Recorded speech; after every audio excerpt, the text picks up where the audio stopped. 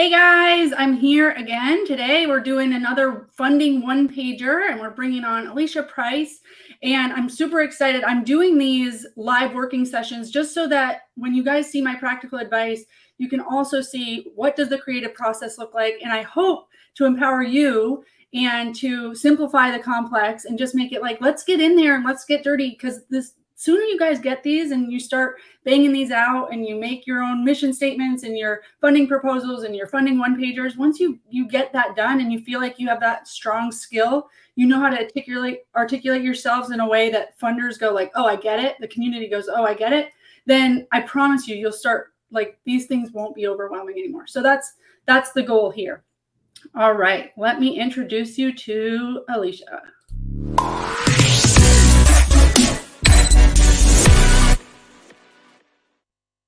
Hey, Alysha. Hello. So excited you're here. Okay, so before we dive into your funding one-pager, do you just want to give a quick overview of you and your nonprofit?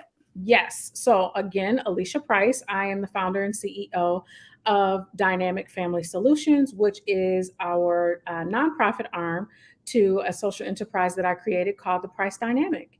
And we have been operating since 2019, just a little bit before the pandemic. And the purpose of the organization, both for-profit and nonprofit, is to support single parents to become cooperative co-parents. And so we know that children thrive when they have parents that get along and are able to cooperate as a team. And we definitely want to support parents to do that through Dynamic Family Solutions. It is a mission that is near and dear to my heart because I'm a co-parent and I was raised by co-parents. So I know a lot about it. And we're really excited to be able to help parents through what sometimes can be a really tough transition. For sure. Yes. And I know that while people are watching, they may think like, oh, you do a for-profit mixed with a nonprofit, and how do you do that? Because I've wondered how, and I know that there's a lot of questions around that. So, I don't know how open you are to sharing that, and we don't need to go into it now, but if people want to comment on this video, I just know that a lot of people do think about that and they go, how is that possible? And I've always wondered about that. So, yep. Well, I don't mind sharing really, really fast that what happened is I started the Price Dynamic as a social enterprise, working, of course, on social impact. And that is a for-profit model.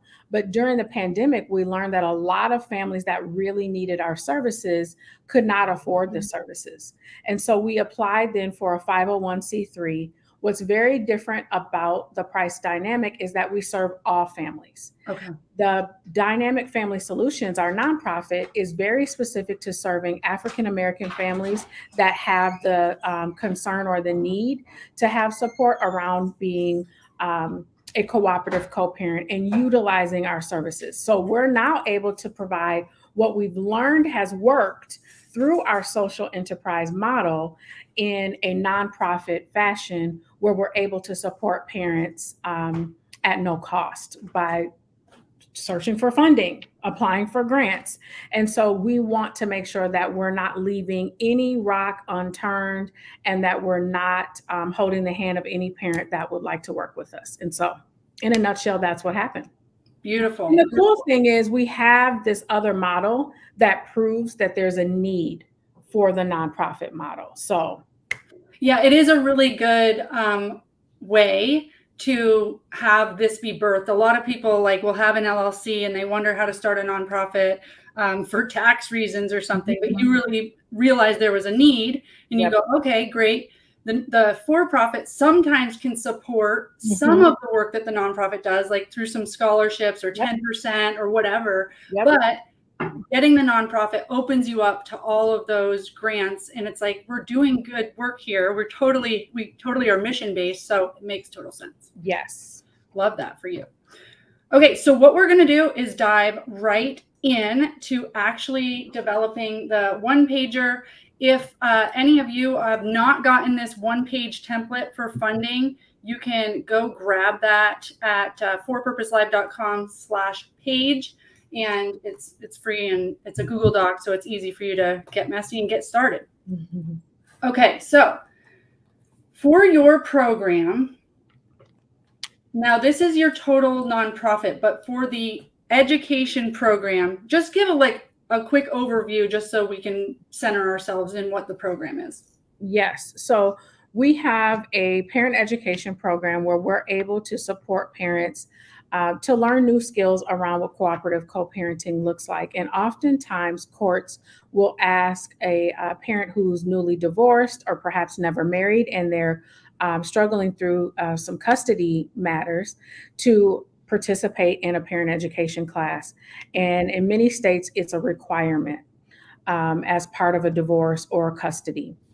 And if parents are looking for parenting time, which is also known as supervised visitation, then we're able to support in that way as well. And so, what we're wanting to do with the program here is raise funds to be able to support parents who can't afford the parent education class. Okay. That they're able to meet that requirement that comes down from court orders. Okay, so that's awesome. Even better, it's almost like a forced client, right? I mean, it's always good to have willing participants that just want to do it, but you definitely need to, if you're going to mandate something, there needs to be a resource. Okay, cool. Format of this class right now as it stands, is it, in person, virtual, 6 weeks? Like, what's the format? Yeah, so there's two different formats, and we've kind of struggled with this a little bit because of the funding piece.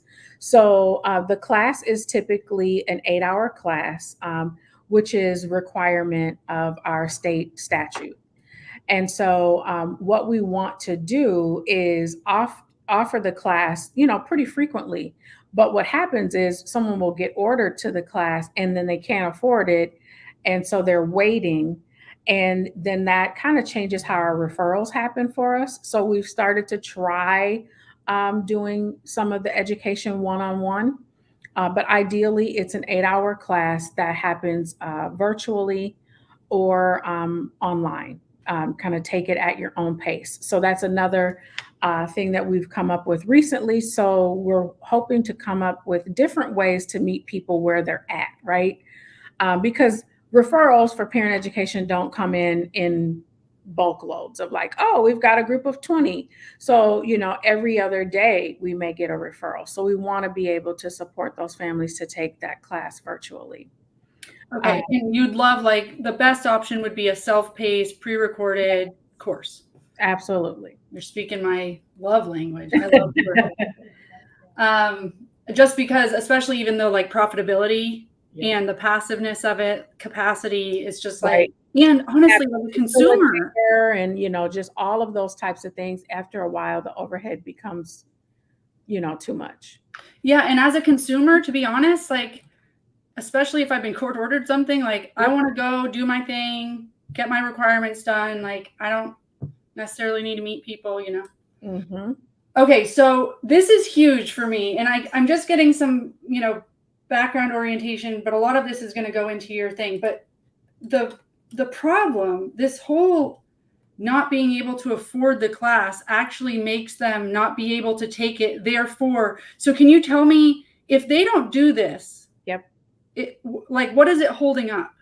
So if parents don't complete the class, it may hold up their divorce proceedings. If they don't take the class, in some instances, it prevents them from progressing to having their child or children at home with them. So many of them may need to complete a class in order to participate in supervised parenting time and actually have time with their children to visit them and maintain that relationship. And so we know the court process, when it's dealing with family, is oftentimes really contentious, anxiety building, and many families are, searching for funds around paying for attorneys so that they can, settle divorce or settle custody. And so if this is one of those requirements, and then there's an additional cost to it, it's sometimes the one thing that people don't tend to pay for, because you're also paying, a retainer for an attorney. and a lot of other fees. Many of the other families that have to do a parent education class may also have to pay to do chemical dependency testing, so drug testing. Some of them may also be ordered to therapy. And all of those things cost. So, Okay. So as far as like criteria for inclusion, are the people that are allowed in this, we've already talked about Black and brown, or is it African American specific? it is primarily for Black families. Okay. However, we want to be inclusive in the ways that we support any, family that may need the service. Sure. But the organization is specifically to, Black family. yep, to support Black families. Okay. So, all right. So Black families, perfect. That, are almost all of them or pretty much all of them court ordered? Is that Not all, okay. not all, but many of them, what I will say is have had relationship with the court. So at some point in time, and that can be from having done a paternity test and being ordered to pay child support. So the court most of the time is involved, but they may not always be ordered to do the class. For some families, they may hear from an attorney. It's in their best interest to take the class so that when they show up, they're prepared and they show that they've put forth some effort. But majority of our referrals are families who have been court ordered. So how about Black families involved in family court Proceedings? Yep. Because this could be Department of Children and Families, it could be divorce, right? I would say family court proceedings and child support. Yeah. Court and child support. Yep. I don't know if it's like hearing proceedings or. Okay, so are there people trying to get their kids back? Like they're in state custody, the children are? No. In our case, that's not necessarily what's happening. Most of the situations that we see happening are there is a custodial parent who has the children, and we're doing work with the non-custodial parent who wants time with their children. Okay. Or a court may order both custodial and non-custodial parent to participate in the class. Okay. Beautiful. I like that more just because it just makes us even more clear on who we're working with. Okay. I have enough background to at least not feel like I'm completely lost in the sauce.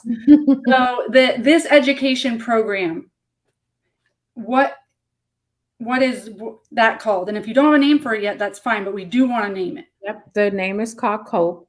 It's Co-Parent Education and Engagement. What does COPE stand for something? Co-Parent Education. Oh, co-parent. So we usually do the capital C, lowercase o, capital P, capital E. Yep, there you go. Okay. I love this. Okay, so do you currently have a tagline or something that would make somebody go like, oh, I know what they do? Not necessarily a tagline. I probably should have a quick little blurb, but usually we say, or I tell people in kind of my elevator pitch a lot of times is that we help parents not argue in front of kids. So that helps them to like, oh, wait, what is that? What do you do? But for COPE, it's really about supporting parents with cooperative or supporting parents around effective communication so that they're able to cooperate with their other parent. Yeah. So I'm going to leave the tagline to the end, but I think we could do this in two ways. We could either talk about cooperative parents, or we could talk about the kids in a way of like, because kids deserve like cooperative parents. Oh, well, we've said a lot of times that, supporting parents because kids deserve well parents. I mean, a lot of times, what we're dealing with is that children aren't able to see both of their parents, work together, or they're caught in the middle. So even something like that, or getting kids out of the middle, or Mm. could be Ooh, helpful. I love that. I know it's not the entirety of your program, so but as far as for funders, it's like the result. So Yep. like COPE in the education is what you're doing, and that's cool. And I get that it's Yep. needed, but I don't know why I care that much. Yep. There can even be some of this, they got themselves into that situation, and why is it up to me? As soon as you bring like, there's a kid that is watching all this go down, it's not the kid's fault, and like the parents need support at this Mhm. point. Mhm. I start getting like more bought in. Yep. Okay, so cool. All right, so let's focus on the problem. So the problem is, and this is where I really like to talk about one overarching statement about like the effects of broken homes, Mhm. or just like the importance of two parents being in a child's life. So, something about, and do you believe that? Like, is that true to your heart in your mission? Is like,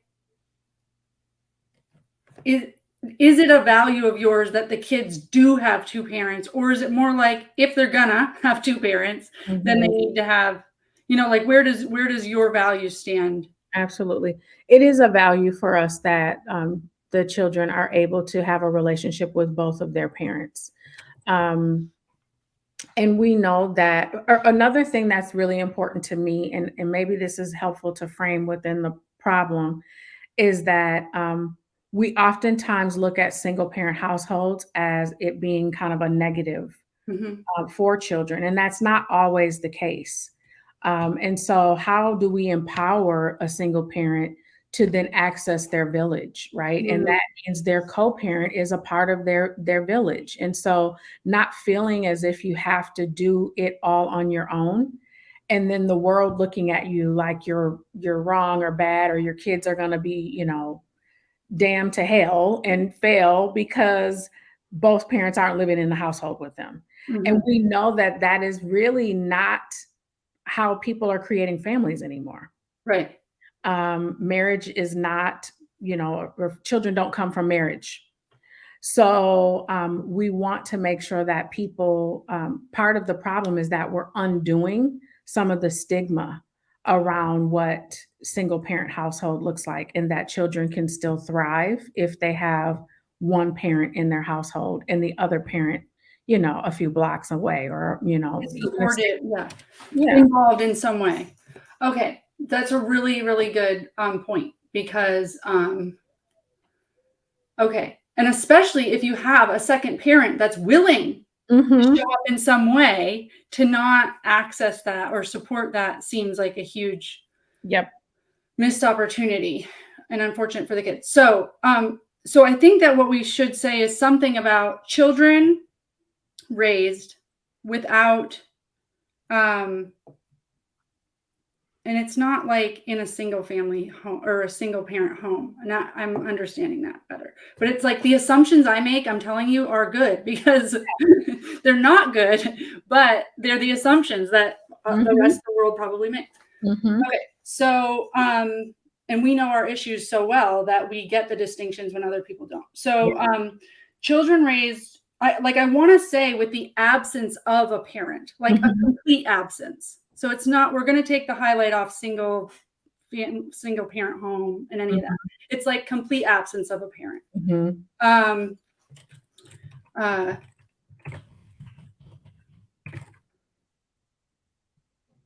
of one of their parents. Yep. And I think that we can, Because are a lot of data out there around, children being raised without one or both of their parents are more likely to be, academically or struggle academically. They're, more likely to become involved in, crime or violence or, drug abuse. We hear those types of things, right? And another huge part of this for me is around how broken home or divorce is an adverse childhood experience. It's one of those ACEs that we talk about. But oftentimes people don't have a resolution or solution for how to support parents to, if that has happened, how do you move forward? Instead of it just being, kind of. Just the negative. Yep. Okay. Yeah. Because we're not stopping this problem. Right. Okay. So I think that, and also, I don't know if you believe in this, but we could also highlight the fact that they are more likely to also to raise children on their own. Absolutely. They're more likely, children that are raised in single parent households or have witnessed divorce are more likely to go on to repeat the exact same family cycle or dynamic. And as a matter of fact, they're more likely to see it happen again with their parent also. So it happens twice.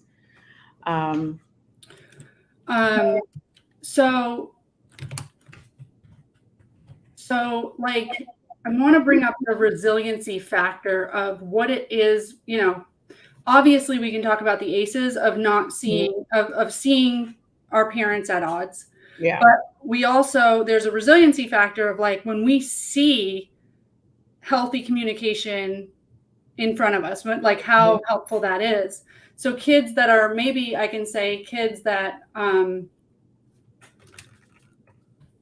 kids who lack a healthy example of how, I don't want to say healthy again, who lack an example of healthy familial, or should I say, I think familial is okay, of healthy familial relationships, kids who lack an example of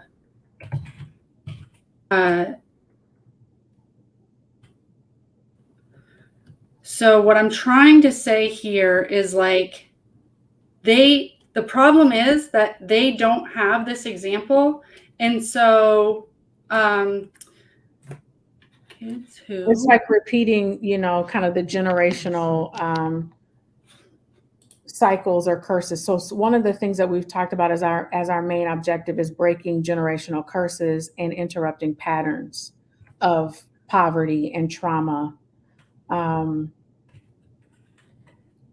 leading to, right, that single parent household or that single, just only having one parent that you can rely on.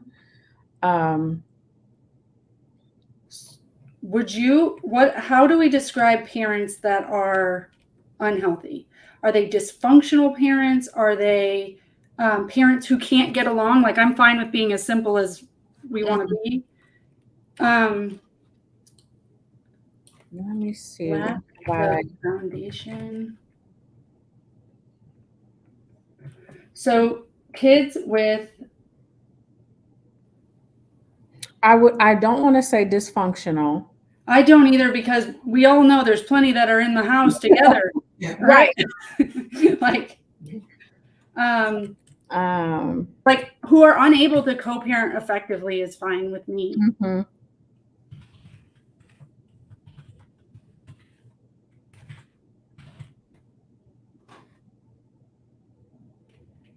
Okay, so kids who are unable, kids with parents who are unable to co-parently effectively lack the foundational example of healthy familial relationships necessary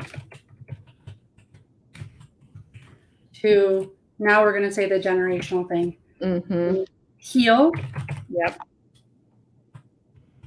Generational, go ahead.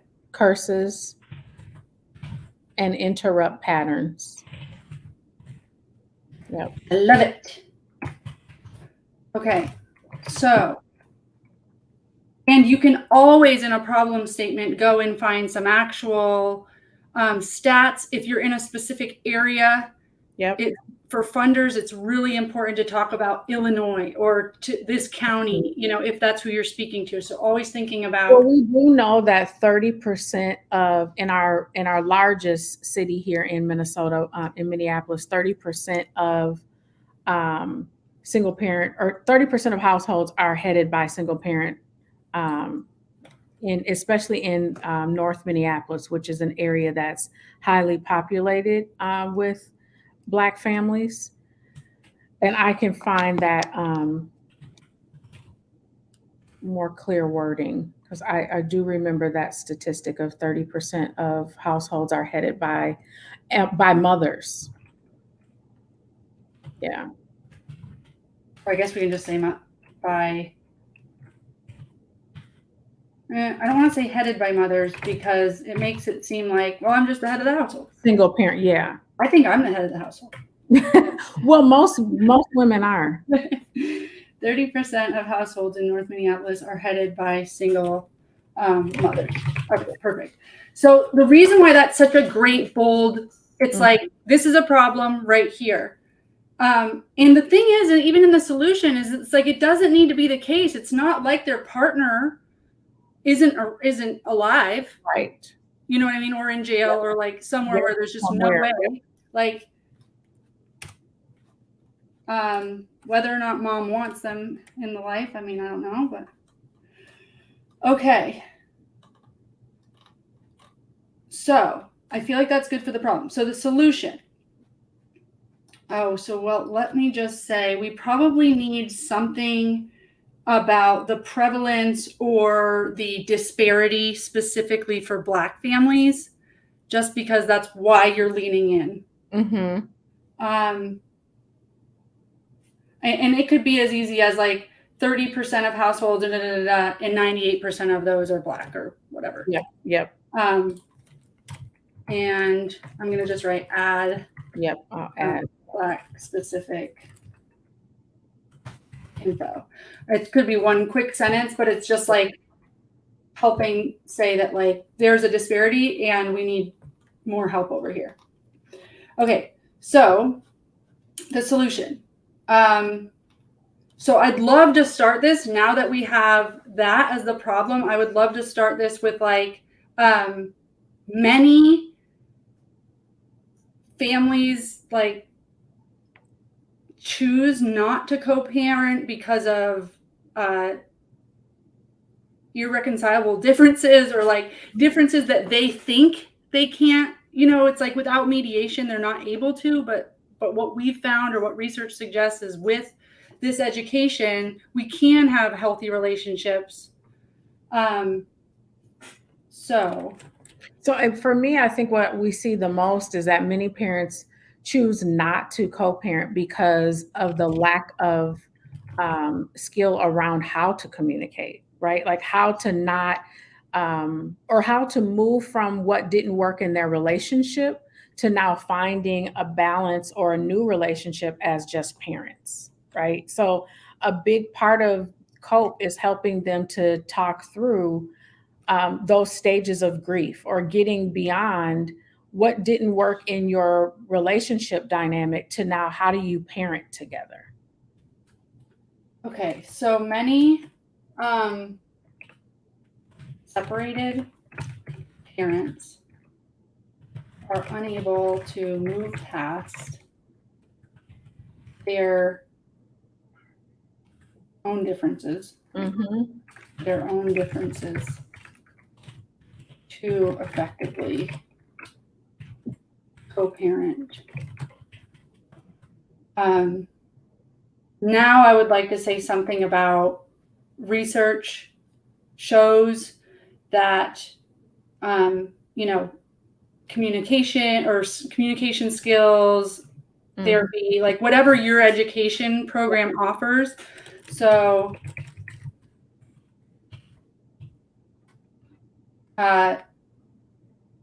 So like research shows that with effective communication skills and or tools, um, community building is another huge piece.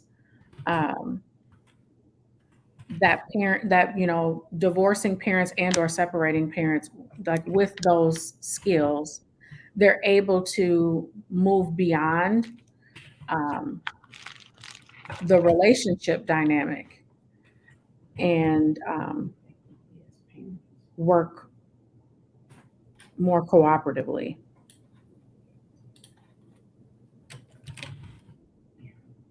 Research shows developing skills such as effective communication, community building, and let's add one more. Do they learn parenting? And self-care, or because we do talk about those types of things in the class too, like what are you doing for you, kind of that concept of the oxygen mask. So Yeah, and I'm sure there's like personal healing. There's this whole like their own childhood ace. We've all got them, right? Yep.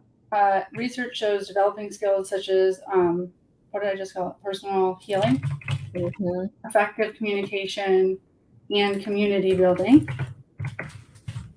This is where, as a funder, I go, okay, personal healing sounds good. Effective communication sounds good. Community building, I may or may not know what that is, but I'm starting to trust that you do. Mm-hmm. Mm-hmm. I'm like, okay, yeah, that sounds like a nice bag. Or I don't know if we need to say community building, but really what it is like building a support system, right? Like, so that's part of it, building kind of your network of, who do you go to? Who do you turn to? Yeah, I like community building. It could be like support development, and support development would be more of like actual resources and tools, not just the people. Right. But I like community building. It's like, I like that. Because the truth is, none of it, like, who knows how to do that for ourselves? It's very weird to ask for help. Or just to know, like, okay, we all talk about the village. Mm-hmm. Okay. Research shows developing skills such as personal healing, effective communication, and community building. I want to say something where in adding into there, like with the support of like those who have been through the same things, because that's a huge part of what I think makes us so effective with the families we work with, is that we're speaking from a lens or an angle of having been through what they are experiencing. Okay, we're going to have that next. Healthier co-parenting agreements, arrangements, dynamics. Yep. Relationships, probably.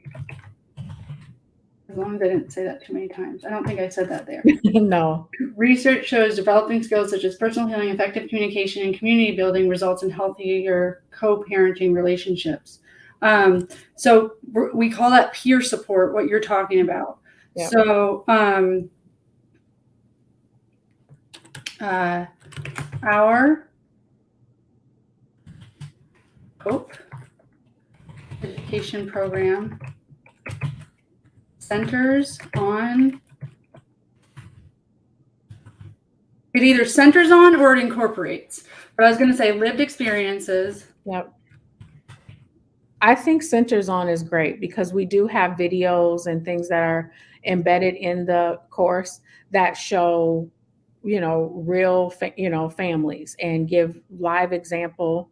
Or I shouldn't say live, but give, visual examples of the things that we're talking about. And so it is really centered on, I think, also a real cultural focus too around what does family look like and parenting look like in the Black community. Yeah. Okay. I love this. So I'm just going to say, for anybody that does watch this it is normal for nonprofit founders, or for all of us when we're building businesses, nonprofits, to go, oh, that sounds good, I'm going to copy and paste. But when we come down to words like centers on versus incorporated in, and we are copy and paste, we really do want it to be exactly what we believe. So change it. If centers on sounds good, but you're like, we're not really centered on that, that's incorporated, but we have 3 things that we do.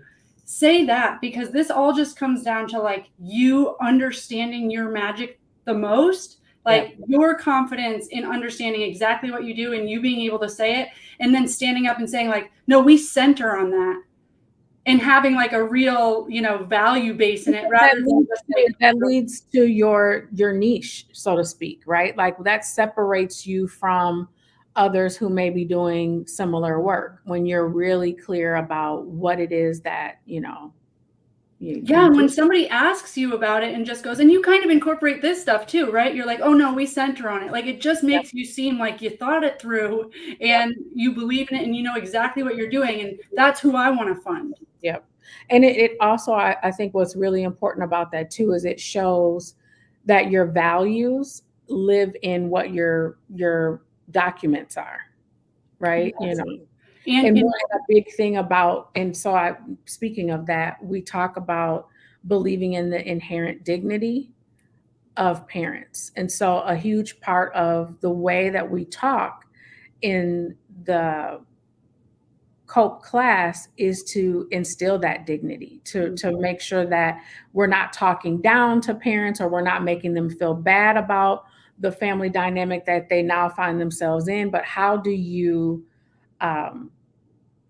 learn to work within the dynamic that you do have? Like it doesn't make your family less than, or I mean, it's like the same things. It all comes down to like, you need to believe it. Like you need to believe this about your program, but they need to believe this about their family, and that's really the most important thing. And then we exude that, people get it. So a lot of times when I work with nonprofits, the reason why funders aren't getting it is because they don't 100% quite get it themselves. They're not completely sure. So this is the cool thing about, I think, the work that we're doing, and where I sometimes have a struggle and get tripped up, is that everybody does get it. No matter who you are, no matter what your background is, you understand family, and you understand that when you're missing a mother or a father in your day-to-day life, how that impacts you.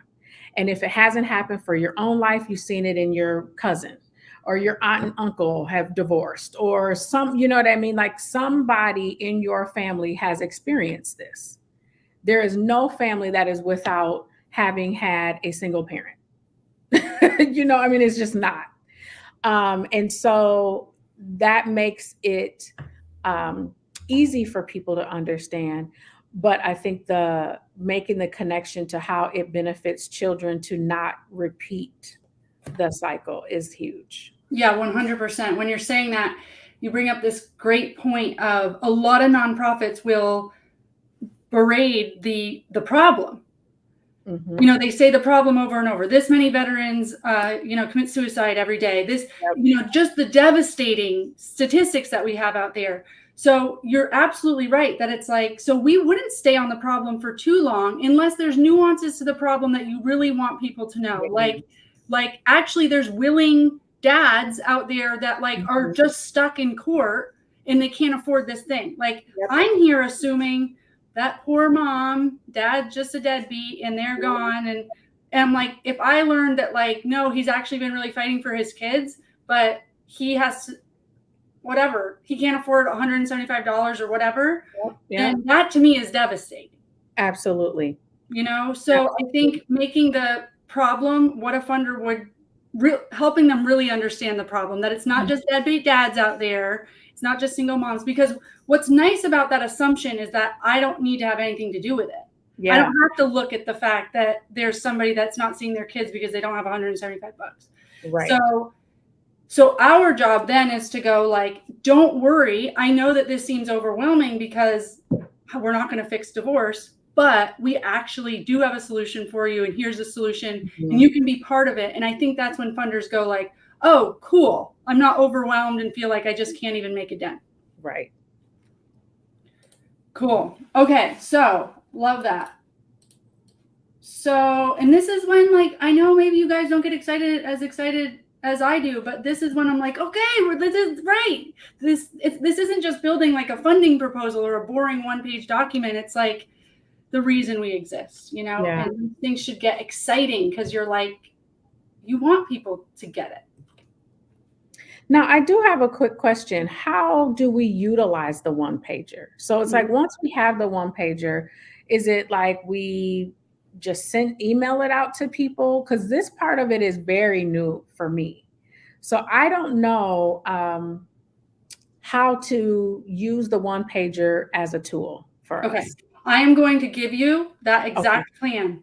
perfect. Let's get through these sections, and then that's Okay. exactly right. You're gonna get like an expert, because the worst thing in the world is we actually spend time doing this, and then Right, and then we don't get to use it. Google Yeah. Drive, you know. Yeah. And then the next time you go to build one, you build one from scratch because you forgot that you already. Right, how to do it.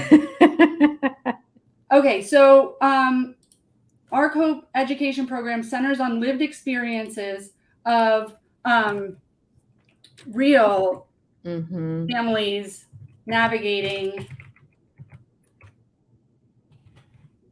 co-parenting. I don't want to keep saying relationships, but partnerships. Yep.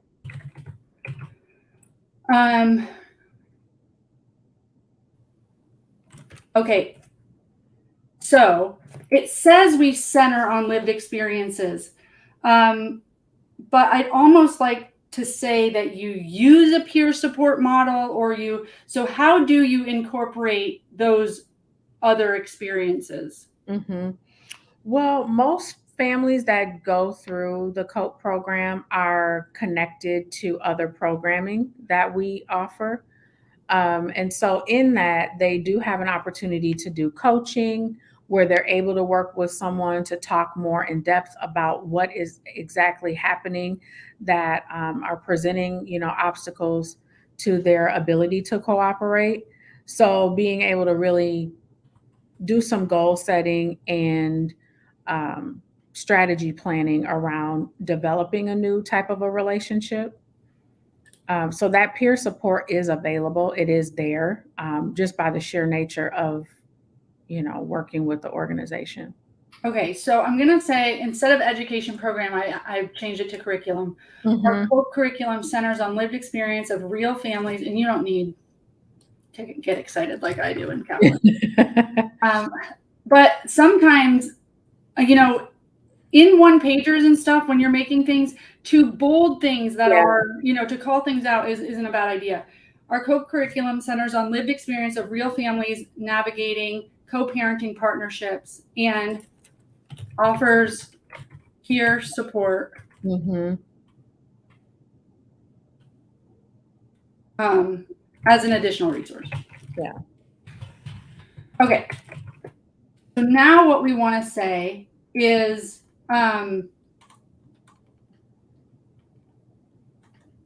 what the results are. Oh, you know what? I feel like in the problem, we do need to say something about repeat the same dynamic, kids with parents who are unable to cope. I want to say something about the parents that are being held up by the courts. Well, one thing that we know is that when parents aren't participating in a parent education class of sorts or learning new skills, they're continuously relitigating, which is an issue in terms of the time that it takes to continue to go to court. So we have some families that without parent education class or any type of peer support have been relitigating for years. And so they don't have a clear custody plan. They're, not seeing their children because they're caught in that cycle of petitioning the court over and over and over. Okay, for parents who can't afford a court-ordered parenting class, Mm-hmm. Um, The likelihood of relitigation, or court, I don't know how I would say relitigation is definitely increased. But I guess what else would I say? Okay, I'm going to say parents who can't afford a court-ordered parenting class may be unable to visit Mm-hmm. with. Well, we know one thing that we know, they may be unable to visit with their children more than, and this is not in every case, but more than 90 minutes per week. Because we have some families that are doing supervised visitation, and part of that court order is to complete parent education before they go back to the court to even learn that they can have more time with their child.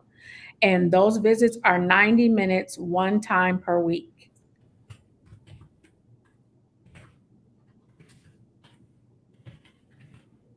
Okay, parents who can't afford a court-ordered parenting class may be forced into limited supervised visits,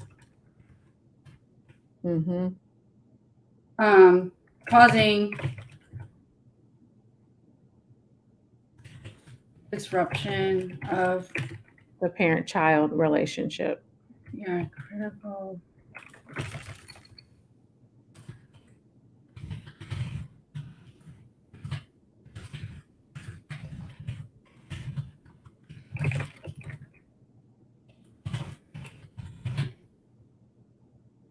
Mm-hmm. Okay. Because that was a big deal in the beginning, and so I just want to make sure that we have that. Okay. If parents don't complete a continuity relationship, results in more court fees, attorney fees. I don't think that that's necessary. Okay. Our centers on co-parenting partnerships and offers peer support as an additional resource. Okay, this was just from before. So many separated parents are unable to. Our co-curriculum centers on lived experience. Okay, so now we need to say that's what it does, and what are some of the outcomes that families in your program have? Increased parenting time. So they would then go to, in some cases, they transition to visiting with their child or children at home, settling a custody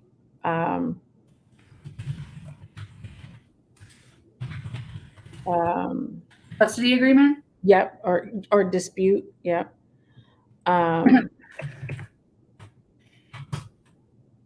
It allows them to progress with the divorce proceedings, because in some cases that's on hold until parents that are divorcing both attend a parent education class.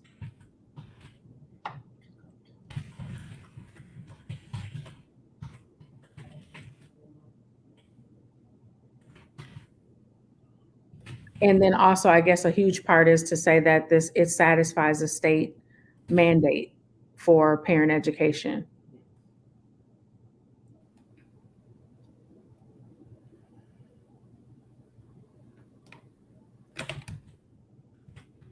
Yep, I like that. And most importantly, play an active and healthy role. Because the thing is like, the funder's going to be like, what is, we want to see a happy family at the end of the day. So I think it's good to mention that there's parents trying to do this thing, or that the court ordered it in the problem. In the solution, the fact that they're able to settle their custody disputes, finalize their divorces, and most importantly, play an active and healthy parenting role in their children's lives. Mm-hmm.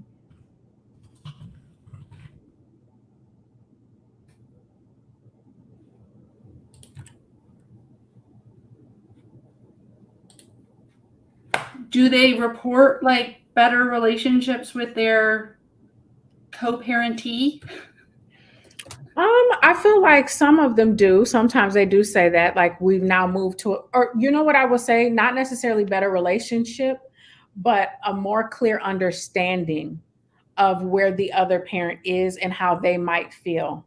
So there's a new awareness about what their partner may have experienced, or how um, the divide in their family may be an obstacle for that person. So when we talk through like those stages of grief and what is another person feeling, or getting rid of the labels or the terminology around who's a narcissist and who isn't, it relieves kind of that finger pointing, and builds what is the word I'm looking for? An empathy.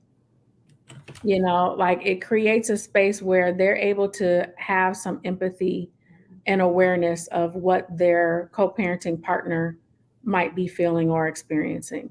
Yep. So they also report a greater respect and sense of empathy for the other parent. Mm-hmm. So we can take out respect if you think that's too strong. Nope, I like that. Okay. Cool. So what I think is our curriculum is a self-paced, because we want it to be online, right? This is right. What we're funding. That's the goal. Yep. So is a self-paced online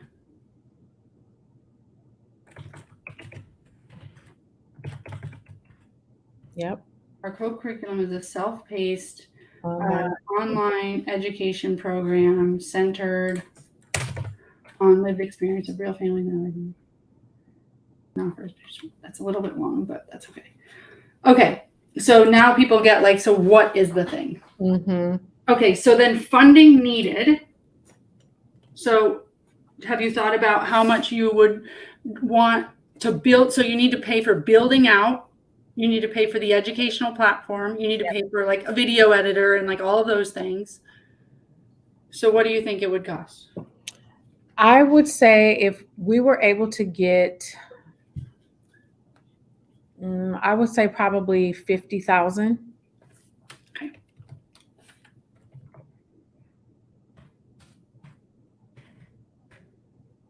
Okay, so when we do the funding needed section, well, actually, I have a question about that, Rebecca, because 50,000, when I think about like all of the materials, videos created, our platform, that's for that. But ideally, what we're saying as part of the problem is that families can't afford it. So we want to be able to provide scholarship to families to take this class so that they get their certificate and can return to court and progress that process along.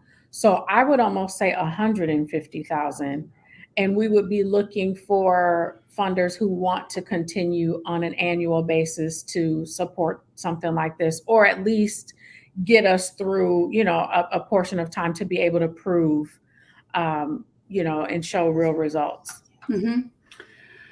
How much would you charge for the online program? Right now, the class is $150, and it has not been online. So that's been the in-person. And so we realized the online portal is needed. As we've looked at other classes, what I believe to be comparable in terms of what we're offering, about, I would say $85 to $100 fee would be normal. We also have, or I should say would be comparable to what I've seen in the field. The class also comes with a downloadable parent guide. And so I think that is there no are there any like programs that help pay for things that are court ordered? No. So we have a contract that pays for supervised parenting time for families, where we're able to bill our county for this. But most parent education classes, the parent is responsible for paying the cost of that. There are some classes that are sliding fee scale for parents based on their income, but we don't have the funding to be able to provide that. And the difference in that is those classes are not specific to supporting African American or Black families. Mhm. So a lot of the content is outdated. It's not relative to what their family is experiencing or relatable. And so what we know is that there is a need to provide education in a way that families are actually going to grasp that, like the representation of it all. It matters so much. Yeah. So I'm going to say that in the problem. Most Mhm. existing parent education is Strategies are outdated. And they're specific to more of a Western way of kind of living and or imagery even. And a lot of things that we've seen are mostly photos of white families. Language doesn't correlate to what Black families are familiar with or used to. Um, so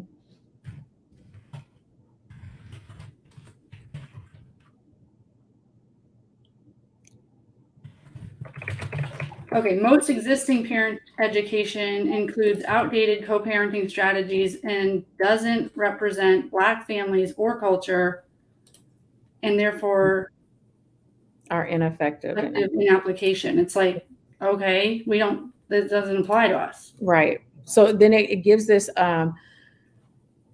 thing that, for families, they're like, okay, well, I just have to do this to cross Right. off the check mark, but they haven't retained anything, right? Like nothing changes.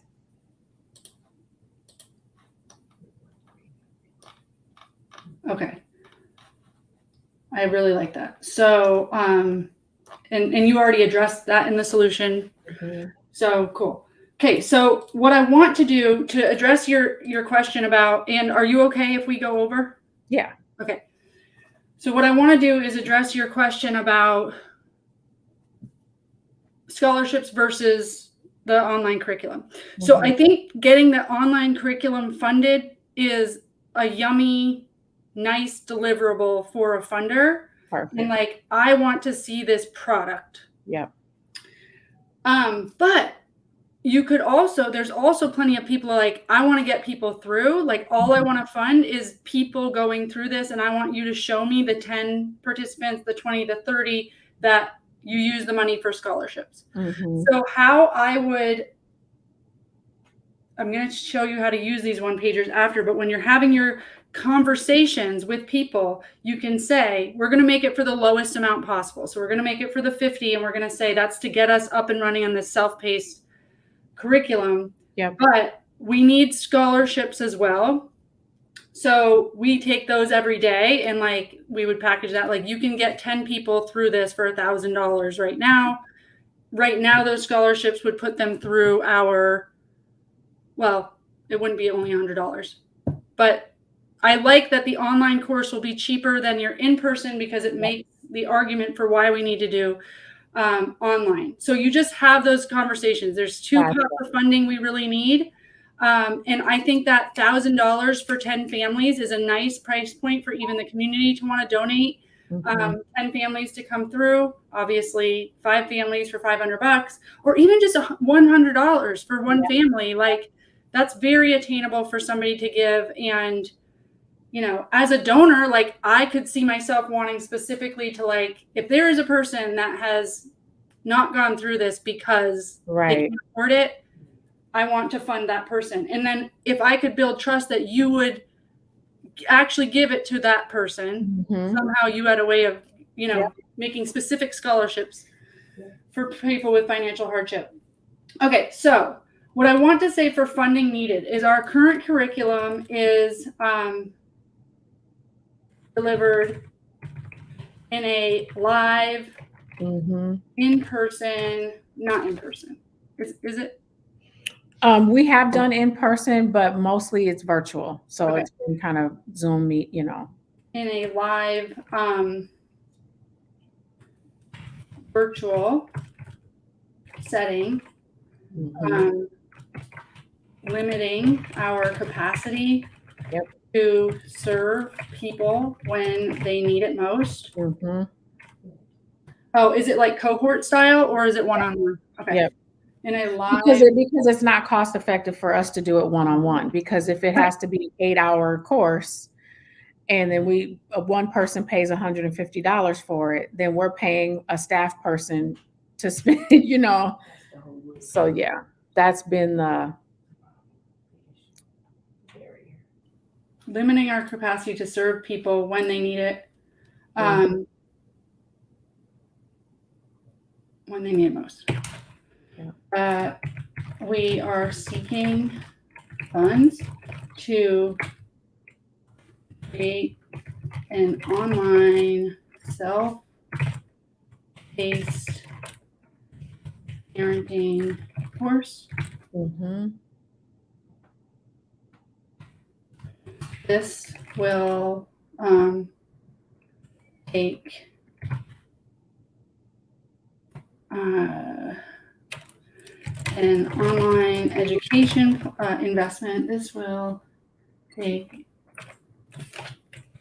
require an investment in an online education platform, recording and editing expenses, education consultant, like whatever. Mhm.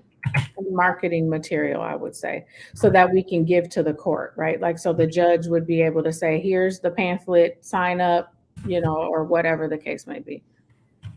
Yeah.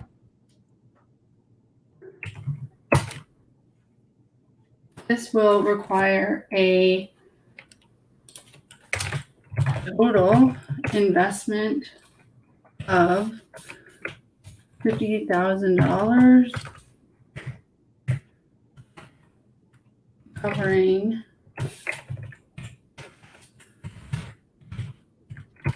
expert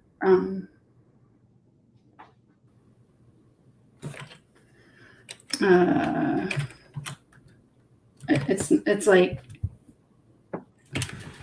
I want to like the it takes the time of the person, the expert, covering expert content, an online education platform, recording and editing expenses, education consultant, and marketing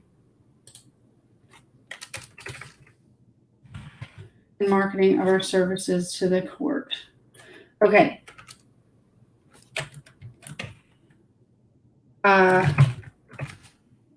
So that's enough, but I also like the idea of like having, by making this an online course, after the initial investment,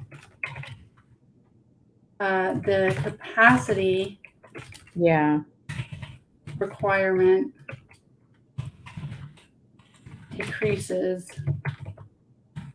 significantly, allowing us to serve unlimited individuals. Blam. Okay. So that's exciting. Okay, so why us is, I'll tell you more about how you're going to use this, but you would definitely parse out a very specific budget for that 50,000 so they knew. Okay, so the why us is basically, and you may have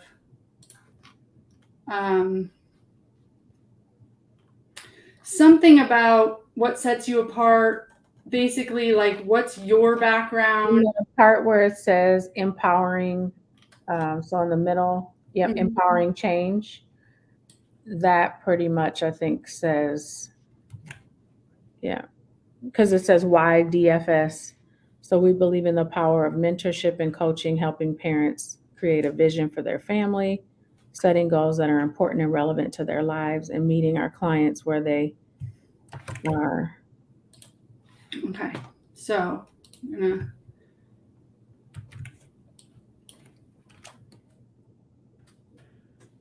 So this is what I do at this part. So what I say is, oh shoot.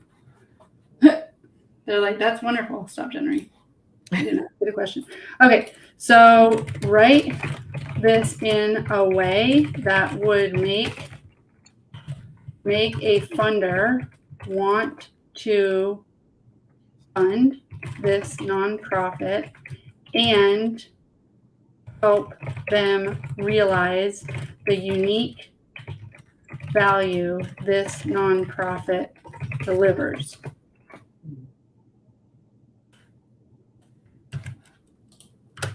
Now, I can't see where you're typing. Oh, sorry. Thank you for saying that, though. Okay, so what I basically did in ChatGPT is I just wrote, write this in a way that would make a funder want to fund this nonprofit and helps them realize the unique value. I literally copied and pasted from your website the best little nuggets that we had. Most people have an about or whatever. Okay, so this is what's interesting. So they're writing it like, dear potential, blah, blah, blah, stop generating. Okay, so I'm going to go back. This is when you realize, oh, I didn't prompt you right. Yeah. Just like with our employees, right? Oh, I didn't give you enough information. Okay, write this in a way. Write this in a succinct paragraph. Right? A succinct paragraph.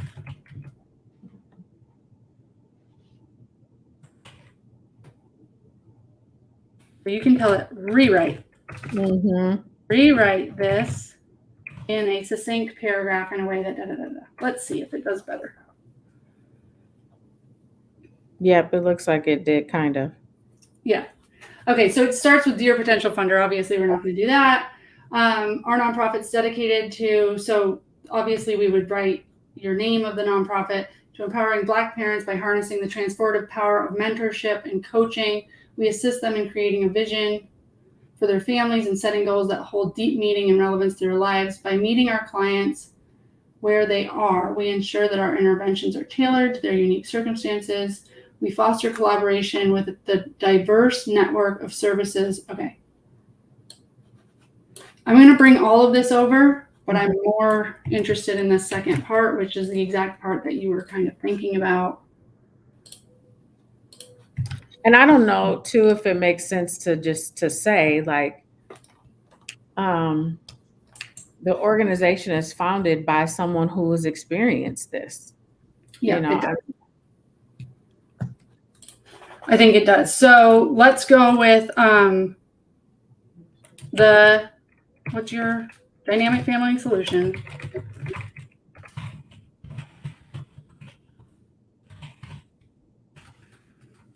Is founded by a,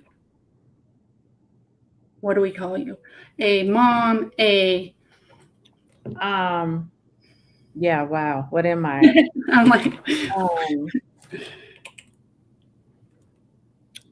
Oh, or we could say Alysha Price. Alysha, founder of Dynamic Family Solutions, has personal experience co-parenting and being a child of co-parents, right? Yep. Okay.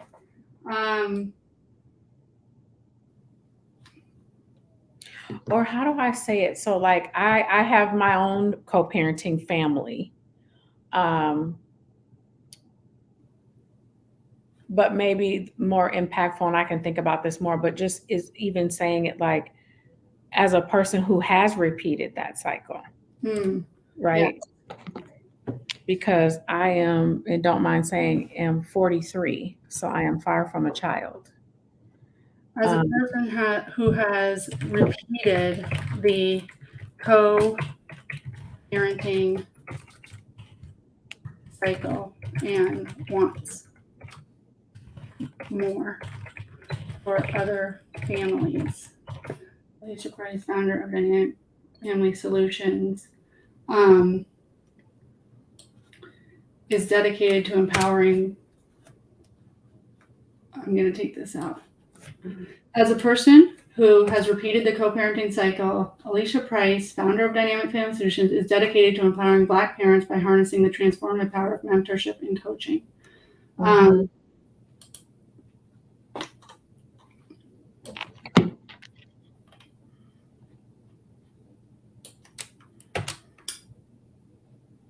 Okay, and then I'm going to, I might keep that part, but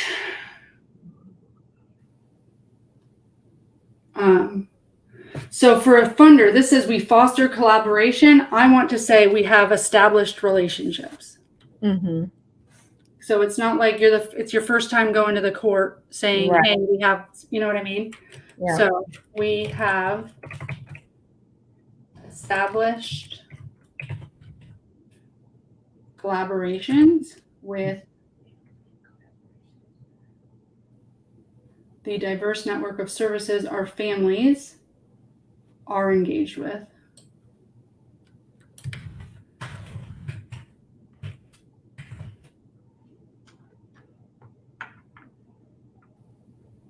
Our holistic approach ensures effective and comprehensive support for the whole individual. I almost want to say for the whole family. Yes. Yeah, it is for the whole family. Yep. Oh, your funding would enable us to deliver this unique value and make a lasting impact of the lives of Black parents and their children, I want to say. Okay, so that's that. So impact metrics, big deal. So you've said a couple things already, like this dignity piece is big. So when we do metrics, we want to do how much, how well, and is anybody better off? Yeah. For this specific, we really want to do, okay, number of people enrolled. Easy enough. How many people have signed up? And by the end of the grant, you can say, like, you know, they're just funding the development of it. Yep. But you could at least say, okay, if the deliverable is launch in January, we expect 25 people to have gone through by March or something. So number of people enrolled, percent completed. Yep. This is a big deal with online courses. Percent completed. And now percent reporting. What's beautiful about online courses as well is they can, like, I force my people to do an evaluation survey before they get their certificate of completion. So increased sense of dignity in their parenting. Percent reporting better communication. I also want to say something there about the relationship between the organization and the court, like actually building or being seen as a conduit. You know, like there's some systems change happening there where if we have this platform and we're able to serve families in a way that they haven't had the support before, we're now become more of a resource to the court even. You know what I mean? Because like there's been several meetings that I've had or been a part of where we know that judges and referees are saying, like, we feel bad that we're not able to support Black families in the way that we need to, or sometimes we don't understand what they're experiencing, or the frustration and the fear of the court system comes off as anger versus it really being the parent being passionate. So it's almost having this as an opportunity helps to remove some of that stigma from families, but I don't know. I think that metric that you're talking about is Mhm. such an important metric to include in your, so my strategic planning reinvented is the impact roadmap, where you really come up with your vehicles for change and impact Yep. metrics for each. And one of your vehicles for change should be systems change. Yep. And in that vehicle, you should have a metric on specifically what percentage of families or Black families is the court specifically mandating your course, maybe, or offering as a resource, or something that could be attainable. Yep.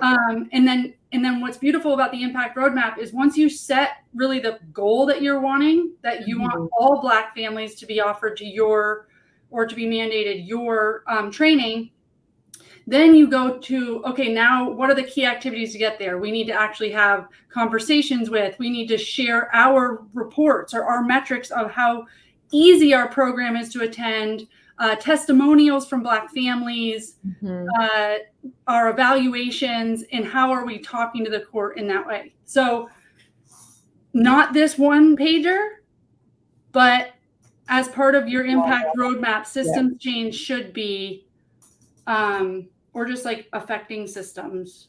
Yep. Whatever you want to call that. Okay. So number of people enrolled, percent completed, percent reporting increased sense of dignity in their parenting, percent reporting better communication. Now, I, as an external person, really would love to see something about with their co-parenting partner, better communication with their co-parenting partner. If that's unrealistic. That might be hard though, because when a person takes the class, we don't know once they're done with it, especially if they're taking it at their own pace and then using the certificate to then satisfy what the court has ordered. We don't necessarily know what the outcome of their relationship is. Track the long term. Right. Okay, so let's just do percent increased sense of dignity, percent reporting skills. Yep. Development of skills they believe they can actually use. Because really all of these will be things that we can ask in an evaluation and then be able to report those back.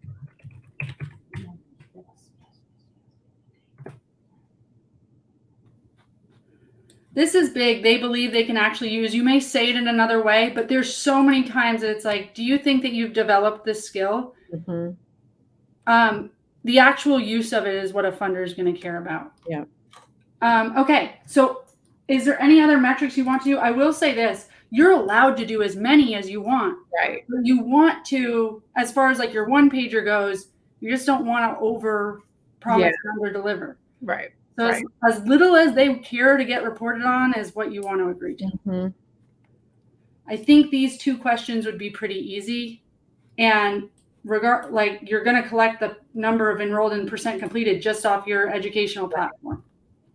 Oh, so maybe one of the metrics that should be on there is that however many or number or percentage of participants that report that this is that the content was applicable to them based on their race. I mean, I don't know, but you know what I mean? So then we know that like, this wasn't just about the skill of being a parent overall, but like that it is culturally specific and or competent, you know, like you felt that this was relatable for you as, you know. For whoever you are. Yep. So percent reporting the content was culturally appropriate for them. Okay. I really like that. And I'm telling you, like right now is the time to get funding for anything that is addressing any type of disparities and just old crappy curriculum or systems. Okay, so we are done here. So why I pull this into a second sheet is because we end up making it longer than probably the document allows. But you don't want to lose any of that because at some point you're going to have to do a funding proposal or you're going to have, so you don't want to lose any of that. So if you want, I am fine with let me see if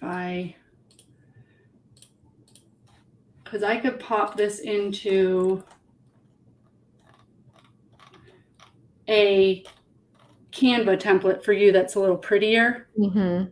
Because I think that so it ends up being you wordsmith down to just like the really, you make it as succinct as you possibly can. So let's talk about the action plan of what you're going to use this for. And I won't bother people with popping this into a Canva template live on the thing. But so now that we have all these pieces, we can pop them into a Canva template that's really pretty. And but once we have it, what I tell people to do is give it to your board. First, you need your board to say, like, yeah, this looks good. We get it.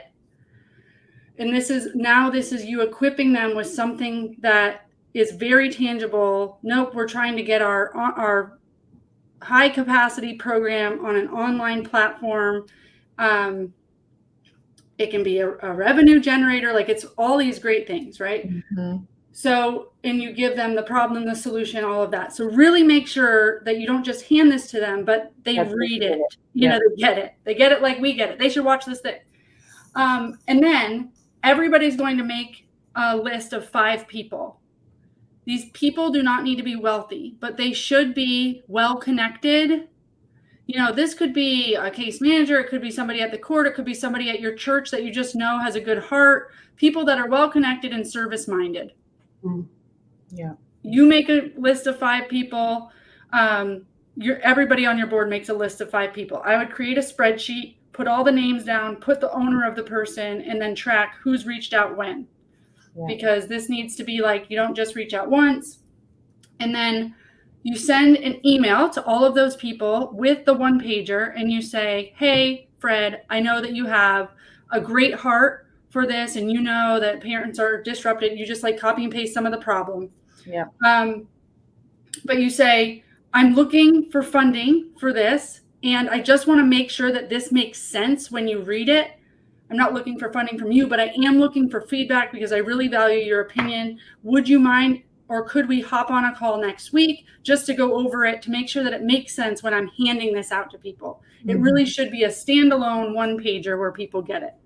And if they're nice, they'll respond back and you can just get feedback. And then when you get on the call with that person, you take their feedback, you listen, you take notes, you change it based on feedback if it's true, if you feel like it makes sense. And then you ask Fred, is there anybody in your network that this would align with their philanthropic goals? Or, and often they'll say, oh, you could come to the Rotary. You could, our church actually has a, parenting group that would probably like to sponsor this, like whatever that is. But you start writing those things down.